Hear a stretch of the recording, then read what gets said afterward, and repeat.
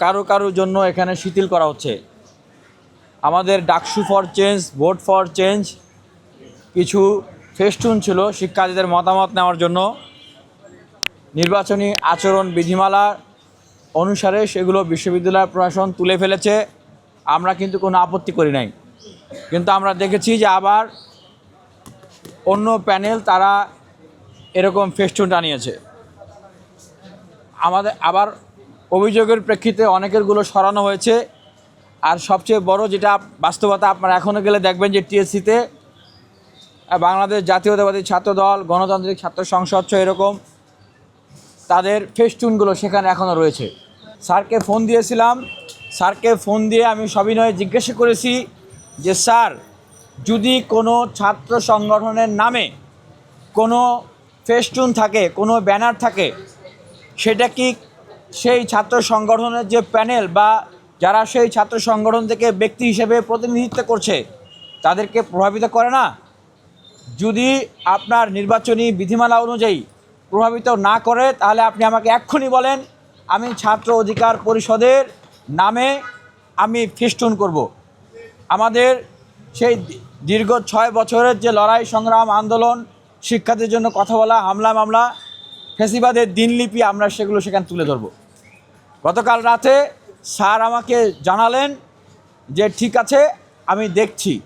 অথচ আজকে এখনও আপনারা টিএসসিতে যান, গিয়ে দেখেন সেখানে জাতীয়তাবাদী ছাত্রদল, গণতান্ত্রিক ছাত্র সংসদ সহ অনেকেরই ফেস্টুন সেখানে এখন আছে। তাহলে আমরা করতে পারবো না, অন্যরা করতে পারতেছে। অন্যরা যদি করতে পারে তাহলে স্যার কেন আমাদেরকে অনুমতি দিল না? সবার ক্ষেত্রে একরকম হলেও অনেকের ক্ষেত্রে সেটা ভিন্ন। একটা জায়গায় যেয়ে আইনের হাত আর কাজ করে না। তো ঠিক এখনও দেখতেছি যে এই নির্বাচন কমিশন তাদের হাত অনেকের ক্ষেত্রেই অনেক শক্ত হলেও অনেকের কাছে গিয়ে সেটা আটকে যায়। তো এরকম যদি হয় তাহলে তো এই নির্বাচন কমিশনের যারা কাজ করতেছেন তাদের উপরে আমাদের তো সেই যে আস্থা, সেই আস্থা নিয়ে তো এখন তাহলে প্রশ্ন উঠবে। একজন নারী প্রার্থী, উনি তো ওই হলের না, উনি হচ্ছেন সুফিয়া কামাল হলের। উনি রাত 1টায় প্রচারণা চালাচ্ছেন রোকেয়া হলে। আমরা দেখলাম যে ছাত্রদলের আরেকজন ক্যান্ডিডেট, উনি একদম মিছিল টিছিল স্লোগান নিয়ে গিয়েছেন, যেটার বিষয়ে অনেকেই অভিযোগ করছেন। ছাত্রদলের যারা ক্যান্ডিডেট তারা এখন কমিটমেন্ট দিচ্ছেন, শিক্ষার্থীদের উদ্দেশ্যে সুন্দর সুন্দর ইশতেহারের ফুলঝুরি দিচ্ছেন। কিন্তু একটা করুণ বাস্তবতা যেটা শিক্ষার্থীদের উদ্দেশ্যে বলতে চাই, তাদের জানানো উচিত যে ওনারা কিন্তু ছাত্র সংসদ নির্বাচনের পক্ষে ছিলেন না। আবারও বলছি, বাংলাদেশ জাতীয়তাবাদী ছাত্রদল আজকে যে ডাকসু নির্বাচন হচ্ছেন, ওনারা এই ডাকসু নির্বাচনের পক্ষে ছিলেন না।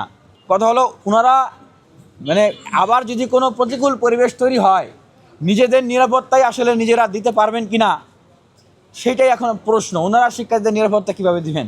তো এই কথাটা বলার উদ্দেশ্য হচ্ছে যে আমাদের শিক্ষার্থী বন্ধু যারা রয়েছেন, যারা প্রতিনিধিত্ব করবেন, যারা ভোট দিবেন, অবশ্যই ওনারা যেন এই নির্বাচনের ভিতর দিয়ে শিক্ষার্থীদের প্রকৃত বন্ধুদের খুঁজে নেন, যারা বিগত সময়ে সত্যিকার অর্থেই শিক্ষার্থীদের সাথে ছিলেন, শিক্ষার্থীদের বিপদের সময়ে অসীম সাহস নিয়ে জেল জুলুম হামলা মামলার শিকার হয়েও শিক্ষার্থীদের পাশে দাঁড়িয়েছেন, হাল ছাড়েন নাই। অভ্যুত্থান পরবর্তী সময়ে শিক্ষার্থীদের পাশে ছিলেন। আমরা আশা করি শিক্ষার্থীরা সেই বিষয়গুলো খোঁজখবর নেবেন, বিবেচনা করবেন এবং ভবিষ্যতেও শিক্ষার্থীদের পাশে অঙ্গীকার নিয়ে যারা থাকবেন, সেই বিবেচনা করে আসলে শিক্ষার্থীরা তাদেরকে মূল্যায়ন করবেন। তো আমি যেই বিষয়টা আসলে প্রাধান্য দেবো, ভাই অলরেডি বলেছে, তারপর আমি যেটা নিয়ে প্রাধান্য দেবো সেটা হচ্ছে আচরণ বিধি। দেখেন, মনোনয়নপত্র তোলার সময় থেকেই কিন্তু বিভিন্ন দল আচরণবিধি লঙ্ঘন করতেছে। মনোনয়নপত্র তুলতে যে স্লোগান দেওয়া, তারপর মনোনয়নপত্র প্রশাসনের যে একটা নির্দিষ্ট দলকে বায়াসনেস দেখানো, সেইখান থেকেই কিন্তু আমরা দেখতে পাচ্ছি যে একটা দলের প্রতি তাদের যে একটা এক্সট্রা বেনিফিট দেওয়ার টেন্ডেন্সি, সেটা কিন্তু আমরা স্পষ্ট দেখতে পাচ্ছি। এবং এরপর থেকে প্রচারণার ক্ষেত্রেও কিন্তু তারা আচরণবিধি লঙ্ঘন করছেন। দেখা গেছে যে কালকে রিডিং রুম লাইব্রেরিতে গিয়ে তারা প্রচারণা চালিয়েছে, যেটা আমাদের আচরণবিধিতে ছিল না। এবং গতকালকে আরও একটা ঘটনা ঘটেছে। আমার শরীর খারাপ থাকার কারণে আমি খুব তাড়াতাড়ি ঘুমিয়ে পড়েছি 1টার ভিতরে। তো আমি যখন গভীরতে সজাগ হয়ে দেখি যে একটা 13তে হচ্ছে একজন স্বতন্ত্র প্রার্থী ভিপি প্রার্থী যে হচ্ছে হলের ভিতরে প্রবেশ করেছে। এখন পর্যন্ত আমরা আসলে চাই যে হচ্ছে হলে অন্য হলের মেয়েরা আসবে, কিন্তু হচ্ছে এখন পর্যন্ত সেই নিয়ম তো হয়নি। আমরা নিজেরাই এই 10টার পরে যখন যাই তখন আমাদেরকে বলতে হয় যে কেন দেরি করেছি, সেটা কারণ দর্শানো লাগে। কিন্তু সে কিভাবে হচ্ছে অন্য আরেকটা হলের মেয়ে হয়ে রাতের বেলা নির্বাচনী প্রচারণা চালানোর জন্য সে হচ্ছে আমাদের এক্সটেনশন বিল্ডিংয়ের ওইদিকে প্রচারণা চালিয়েছে, সেটা আমরা হচ্ছে প্রশাসনের কাছে জবাব চাই। এবং এইটা হচ্ছে এই যে আচরণবিধি লঙ্ঘন করেছে সেটার জন্য হচ্ছে যে বিচার করা হয়, সেই বিচারটা হচ্ছে আমরা নিশ্চিতকরণ চাই। এবং হচ্ছে আমরা দেখেছি যে 2 দিন আগে যে হচ্ছে ভিসি স্যার একটা কথা বলেছে, সেটার কিন্তু আমরা স্পষ্ট কারণ দর্শানোটা দেখিনি। স্যার বলেছে যে হচ্ছে সে হচ্ছে তার পথ থেকে সরে যাবে, সেটাও কিন্তু আমরা স্পষ্ট পাইনি। তাহলে এটার পিছনে, এই ষড়যন্ত্রের পিছনে কারা আছে? আমি নিজেও হচ্ছে আমার নিজের হলে এখন পর্যন্ত প্রচারণা চালাইনি যাতে হচ্ছে আচরণবিধি লঙ্ঘন না হয়।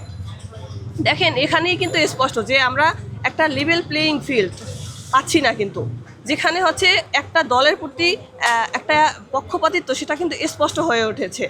তো আমরা এখনও প্রশাসনের উপরে আস্থা রাখতে চাই, পিছনে যা ঘটে গেছে সেইটা যাতে আবার রিপিট না হয় এবং ভবিষ্যতে যাতে হচ্ছে একটা নিরপেক্ষ থেকে প্রশাসন একটা সুন্দর নির্বাচন আমাদেরকে উপহার দেয়, সেটাই প্রশাসনের কাছে আমাদের প্রত্যাশা থাকবে।